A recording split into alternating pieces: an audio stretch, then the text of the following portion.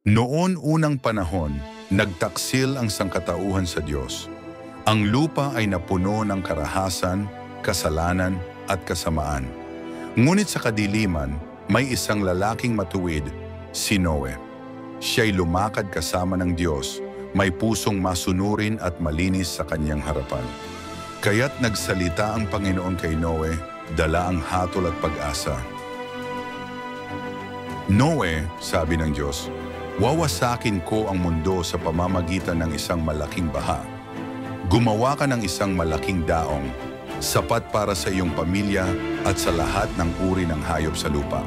Nanginig si Noe sa narinig niya, ngunit siya'y sumunod sapagkat ang pananampalataya ay mas malakas kaysa takot. Araw-araw, sa ilalim ng init at pagod, itinayo ni Noe at ng kanyang mga anak ang daong. Pinutol nila ang kahoy, hinugis ang mga tabla, at itinayo ang higanteng sasakyang kahoy. Habang siya'y gumagawa, ang mga tao'y tumatawa at nagtutuya. Noe, nasaan ang ulan? Nasaan ang baha? Ngunit hindi na tinag si Noe, naniniwala siya sa salita ng Diyos.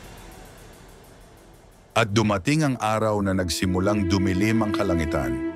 Mula sa mga bundok at kapatagan, dumating ang mga hayop, pares-pares, mga leon, elepante, ibon, tupa, usa, at iba pa. Pinasok nila ang daong, tahimik at payapa, na para bang sinusunod ang utos ng langit. Nagulat ang mga tao, ngunit hindi pa rin sila naniwala. Sumabog ang ulap, lumakas ang hangin, dumagsa ang ulan at rumagasa ang tubig mula sa kailaliman ng lupa. Pumasok si Noe at ang kanyang pamilya sa daong, at ang Diyos mismo ang nagsara ng pinto. Umangat ang tubig, winasak ang mga bayan, bundok, at lahat ng may hininga. Ang mga tao ay inanod ng baha, gusto man nilang pumasok sa daong, ngunit huli na ang lahat.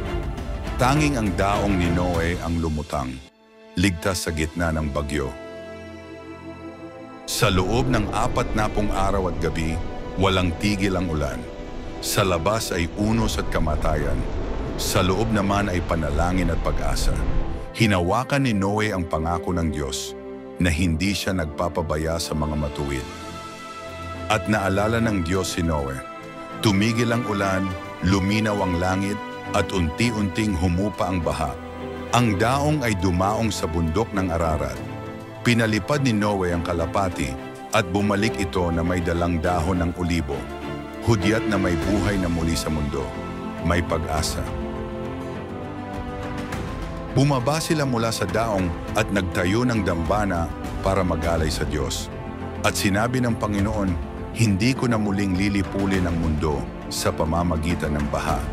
At lumitaw sa langit ang unang bahaghari, tanda ng pangako, tanda ng pag-ibig ng Diyos sa sangkatauhan. Ang kwento ni Noe ay paalala. Ang pagsunod sa Diyos ay daan sa kaligtasan. Kahit magsara ang mundo sa atin, kapag tayo'y tapat at nananalig, may daong ng pag-asa na ihahanda ang Diyos. Ang bahaghari ay hindi lang ganda, kundi sagisag ng pangakong hindi nagmamaliw.